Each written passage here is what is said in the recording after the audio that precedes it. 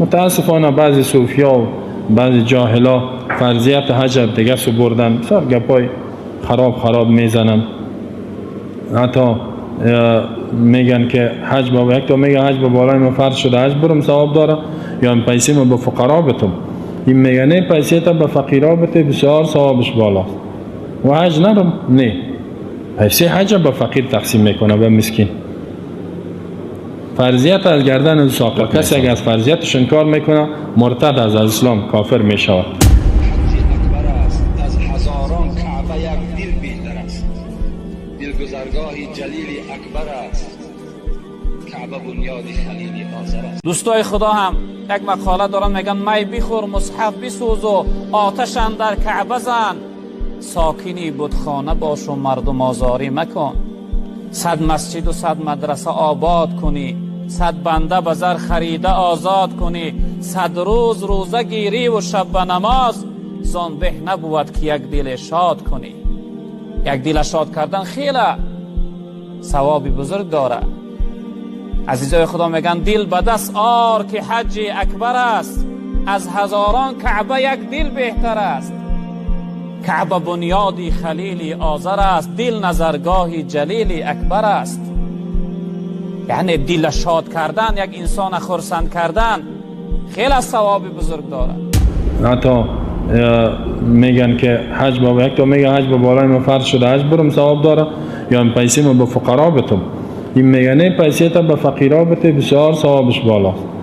و حج نرم، نه، پیسه حج به فقیر تقسیم میکنه به مسکین. فرضیت از گردن ساقط میسازه، در حالی که حج با بالایش فرض شد. میگه نه، پیسه تا به فقیر بده. میگه دلیلش چیست؟ میگه دل به دست آور که حج اکبر است. اینی دلیلش. یک شعر میخوانم، دل به دست بیار. میگم حج اکبر اینمیست، از هزاران کعبه یک دل بهتر است. از هزار کعبه.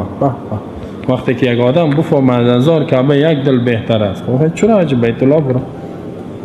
با یک دلیل هم برش میگه که دلیلش چیست؟ از هزار کعبه یک دل بهتر. میگه دلگذرگاه جلیل اکبر است، کعبه بنیاد خلیل آذر است. اینی دلیلش. دلیل ساقط کردن فرضیت حج هم یک شعر بود، با برای دیگه دلیل گفت. خلاص دلگذرگاه جلیل، گذرگاه دل که هست میگه تیر میشه از پیش جلیل اکبر. جلیل یعنی الله را میگه، از او تیر میشه، گذرگاه از او. کعبه که از بنیاد خلیل آذر است. این را ابراهیم جور کرده. یعنی که این تو معلوم میشه که حج بیت الله از طرف ابراهیم و دل که از با الله ارتباط داره، حج که از با مخلوق ارتباط داره. بازو میگه اینا. بسیاری فقیرای جاهل چی میگن؟ این حاجی‌ها حجشان قبول نیست. چه فقیر در افغانستان از میره حج. فکر کن حجشان قبول نشد. حج در پالی خانیت است، در پالی خانیت حج است. چیز این مسکین میگه چند روپا بده خلاص حاجی شدی. بازمو تو آمه است. بعضی ها را یقین کنین دیدیم در بعض ولایت ها پیسه حج برده چی کرده؟ همین گپا را که شنیده رفته یک چند بجار خریده با فقیرها برده. بعد از او را میگن حاجی اکبر. حاجی اکبر صاحب چطور است؟ حاجی اکبر او را میگه حاجی اکبر کده میگه پیسه حج برد با فقیرها داد. او میگه برو من حج کردم، مقصد پیش مردم حاجی باشم دیگه، من چی میکنم بیت الله را. این کلمات، این شعر، این گپا در برابر آیات قرآن گفتن ایش کفری و شرکی است. این کلمات کفری شرکی است، خودش کلمات کفری است. در برابر آیات قرآن این گپا را میگه. برای فقیر و مسکین الله یک رکن بزرگ اسلام تعیین کرده که زکات است. انما الصدقات للفقراء والمساکین.